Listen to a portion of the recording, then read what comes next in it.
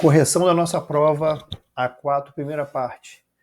Hoje a gente vai revisar aqui a nossa prova da A4, né, da primeira parte, passar aqui os gabaritos e tirar algumas dúvidas com relação às questões.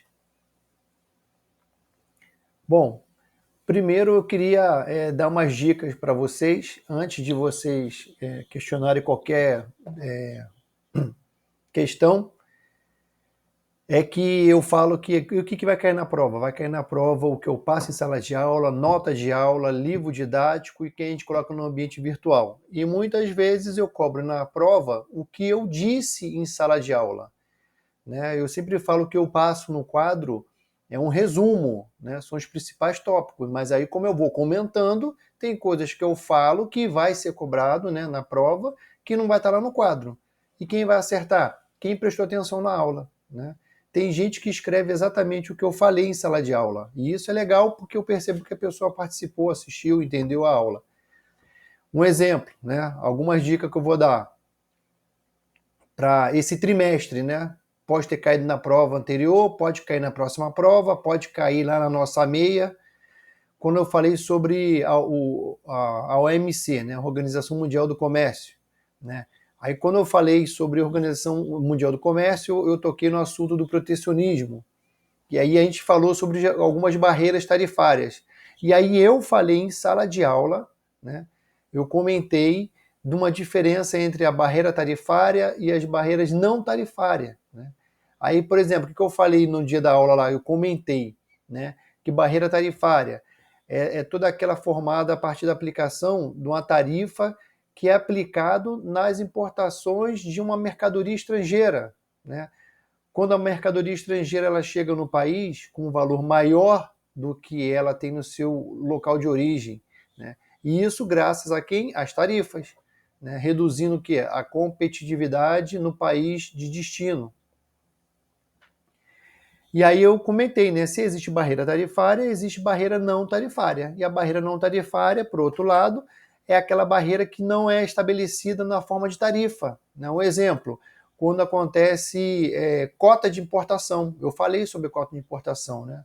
Quando se estabelece um limite máximo de importação de determinada mercadoria. Isso é uma barreira não tarifária. Então tem coisas que eu comentei em sala de aula, mas não escrevi, né? E aí quem que se ligou, quem que acertou, quem que vai acertar? Quem prestou atenção nas minhas aulas.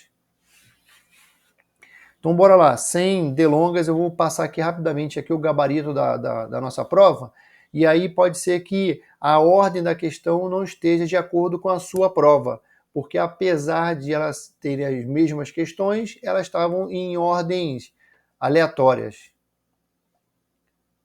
Vamos lá. Primeira questão, falamos sobre o Estado, né? Quando o Estado assume uma posição central na gestão do desenvolvimento nacional, desempenhando um papel multifacetado que vai além das fronteiras nacionais.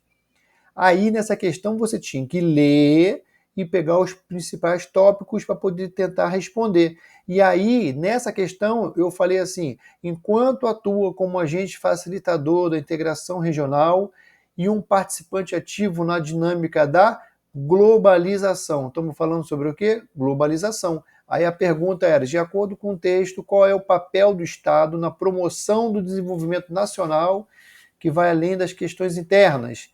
Resposta certa, integrar-se à globalização. Né? Por quê? Porque o Estado é um participante ativo na dinâmica da globalização. Está lá no texto. Próxima questão. O Estado desempenha um papel crucial na busca pela garantia das condições básicas de vida para todos os cidadãos.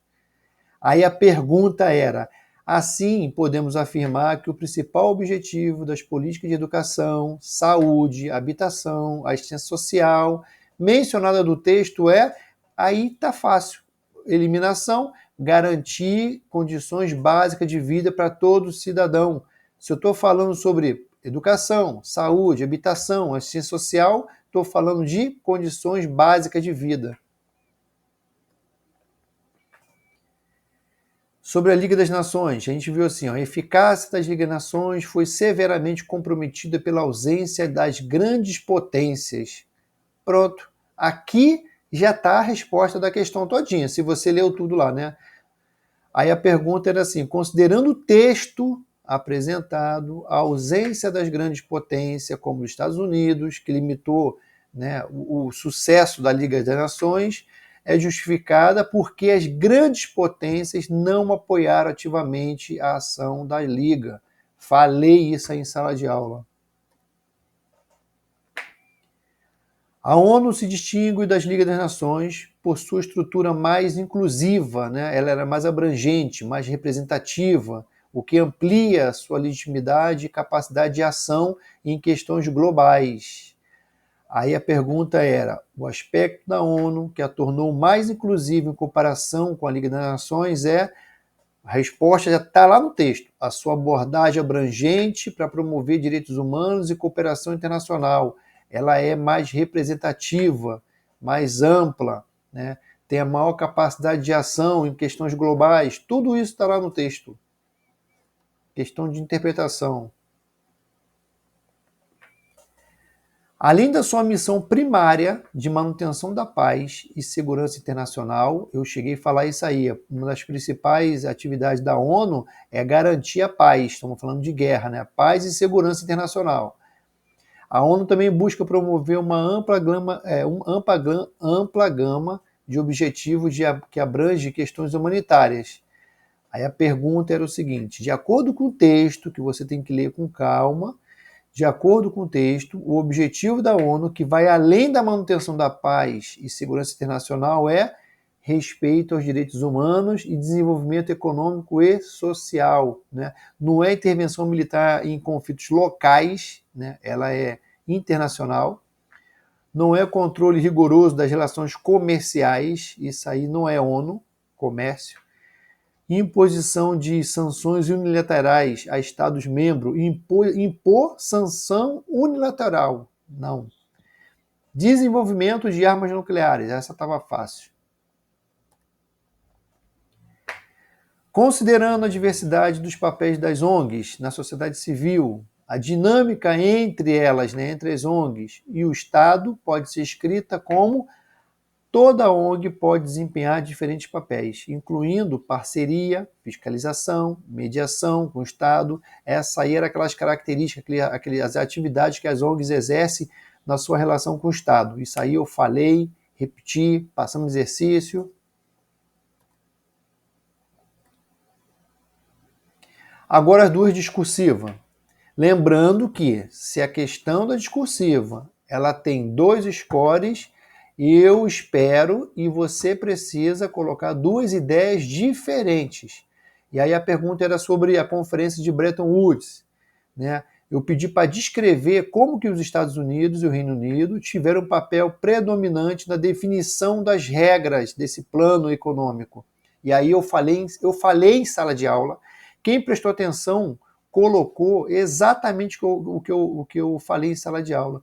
Os Estados Unidos e o Reino Unido, eles exerceram papéis importantes como a influência política e a influência econômica. A influência econômica, quando eles criaram os bancos para poder efetuar empréstimo, e a influência política, quando eles ditavam as regras para quem queria empréstimo, né? Se você quer empréstimo, você tem que seguir a nossa cartilha econômica. Então a influência era política e econômica. Muita gente colocou só econômica, que criou o banco, emprestou dinheiro, ajudou, fez ajuda financeira, só falou a parte econômica, mas não falou da influência política, de como eles ditavam as regras, né, para que os países pudessem receber essa ajuda financeira.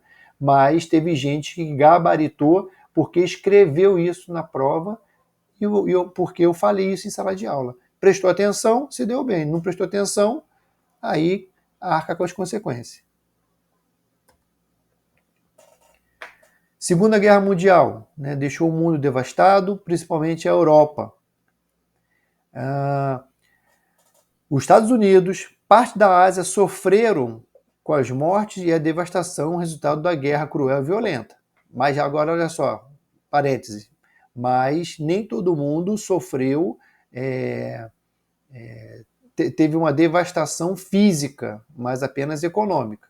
Aí vamos voltar para o texto. Após o fim do conflito, algumas tentativas de reestruturação foram efetivadas a fim de recuperar os países que sofreram com os horrores da guerra. Sofreram tanto a parte física, humana ou econômica. Aí você tinha que escrever qual era a diferença entre o Plano Marshall e o Plano Colombo. Resposta correta. Plano Marshall, né, foi aquela ajuda financeira dos Estados Unidos para a reconstrução física da Europa. E o Plano Colombo foi criado para promover a recuperação econômica e o desenvolvimento econômico dos países do Sul e Sudeste da Ásia. Muita gente colocou aí África, América do Sul, colocou que era para a reconstrução dos países da Ásia após a Segunda Guerra, e aí a reconstrução foi da Europa. Da Ásia foi o apoio para o desenvolvimento, recuperação econômica. Então a diferença não era só geográfica, né? Um aconteceu na Europa, outro na Ásia. Não era só isso, né? Era para poder você dizer que na Europa foi para reconstruir a Europa fisicamente, e na Ásia era para poder promover a recuperação econômica, o desenvolvimento econômico, social daquela região, né? Onde que depois o Japão ele aproveitou essa recuperação e começou a ser uma concorrente, né, na economia com os Estados Unidos. Então, assim, teve muita gente, principalmente na questão 7, vou voltar aqui, a questão 7, valendo 2 scores, muita gente só ganhou 1 score.